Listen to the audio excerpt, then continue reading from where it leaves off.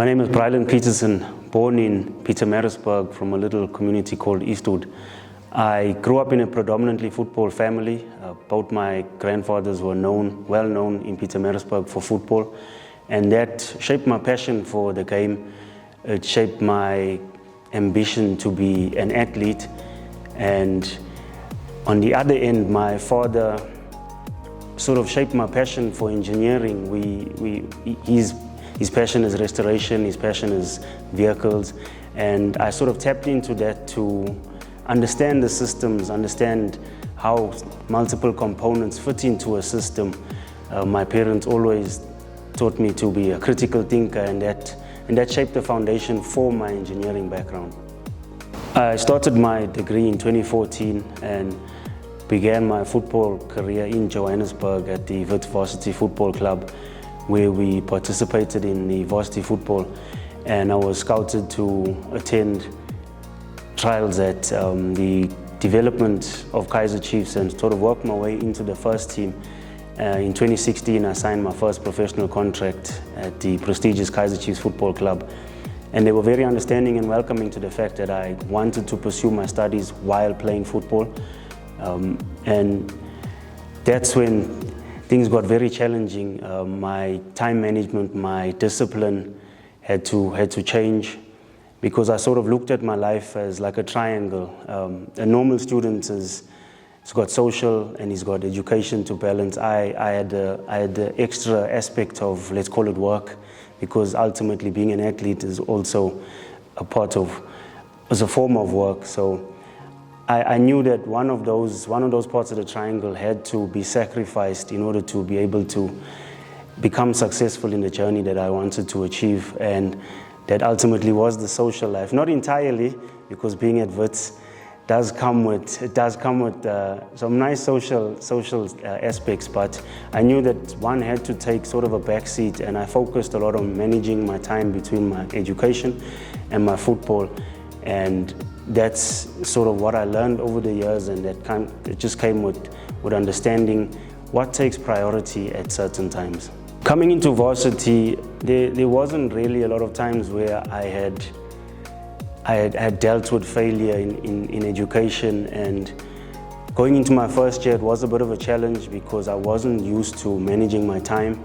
I was very focused on my football because that's where I wanted to be. That was my first passion, and that's what I gave most of my time to. And I unfortunately did fail a few subjects. I wrote a few subs and passed them in first year, but second year, when I signed my first professional contract, I actually failed again, and this time I didn't pass the subs. And I sat down with my parents and I said, look, I don't think that I can do these two. I need to choose one.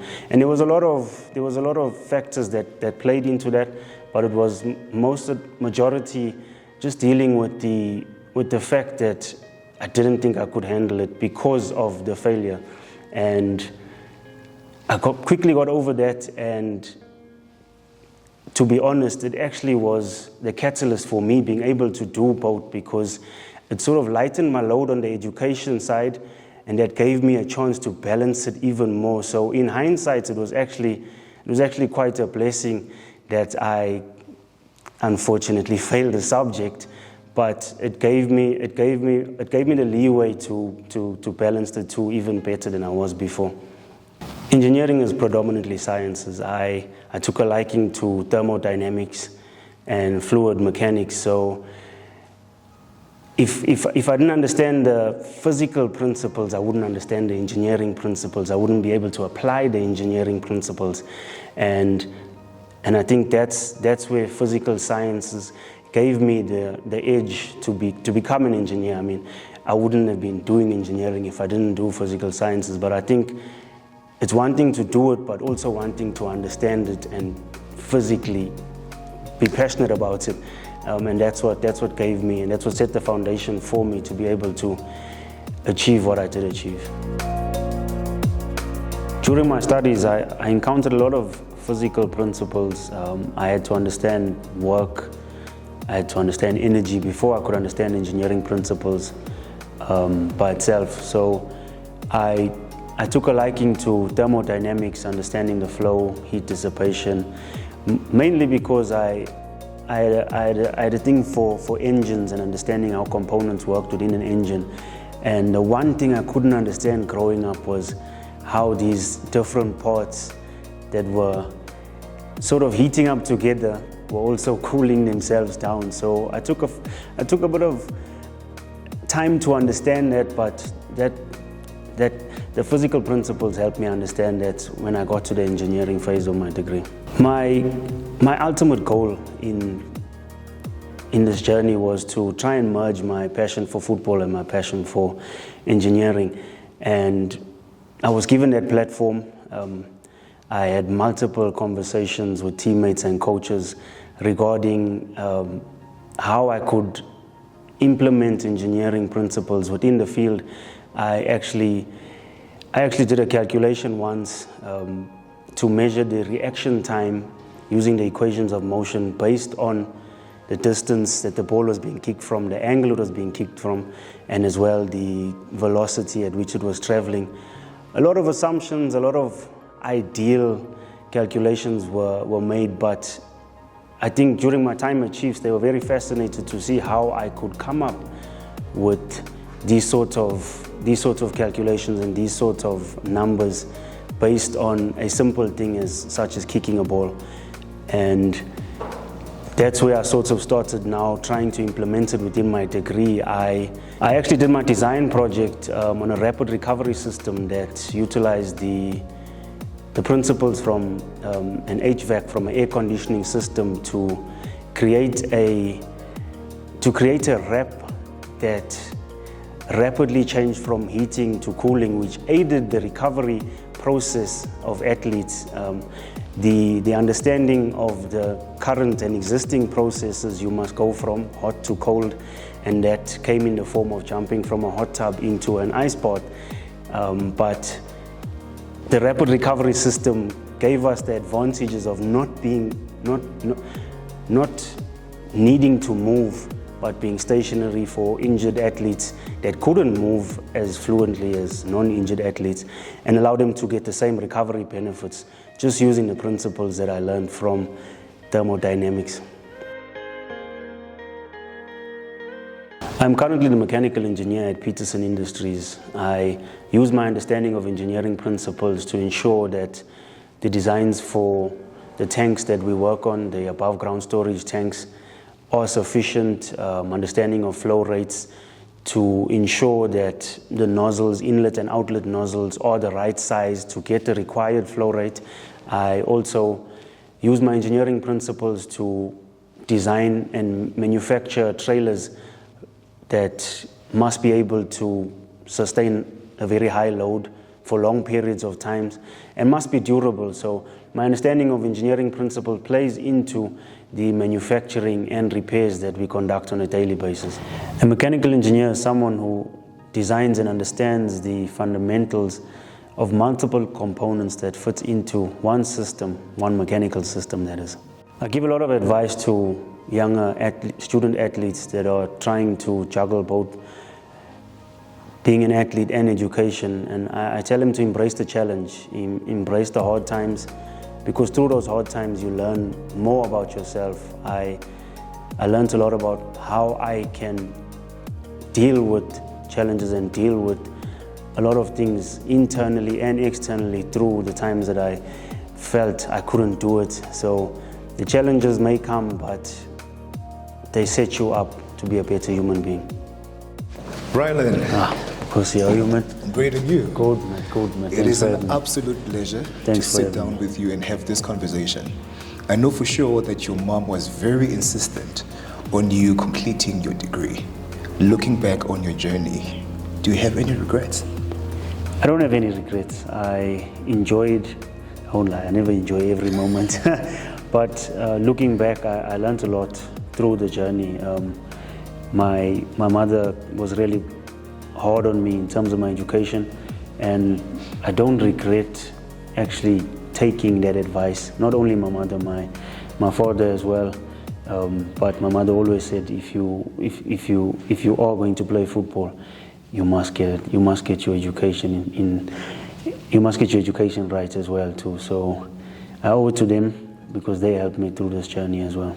I can completely relate because just like yourself, I'm a multi-dimensional dynamite. That's the title that I give myself. It's a good one. Mainly because I'm in different industries. The world has changed, and I always speak about the evolution of life. Gone are the days where you only focus on one industry to live a comfortable life. You have to be in different industries for you to then live the life that you imagine for yourself. So people used to say that I am not focused. I mean, one day you are coaching, one day you are teaching, one day you are...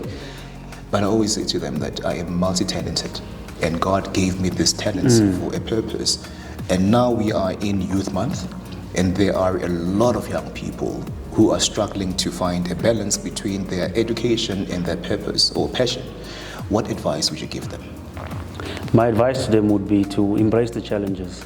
You find out a lot about yourself through the challenges that you go through. When you feel like you're at your lowest, that's when you learn the most about yourself. That's when you learn how strong you can be. And you find the strength through the passion that you just mentioned about. You find the strength to overcome the challenges and be a conqueror in both aspects that you are trying to achieve in. So it's not one to shy away. I'm not one to shy away from the challenges that I faced during this time. And I think advice to all the younger people that are trying to do the same would be to focus on what you want. Focus on what you want to achieve. I love that. You have played for Kazier Chiefs, for Maritzburg United. You are a mechanical engineer. Looking back on your journey, what are you most grateful for? I'm most grateful for the people that I've encountered. There's been pivotal moments and pivotal people in my journey that are still part of my life now. I'm grateful for my family, my wife, that played an integral role in getting me to where I am today, and they sort of helped me and pushed me in the times where I felt I couldn't. So it would be a disservice to not embrace them through this journey as well. And you got married 2 years back. Was it last year? Yes, 2023. I hope I got the year right. I mean, for your sake. Yeah, for my sake, yeah. How is this new chapter of your life so far? It's been lovely.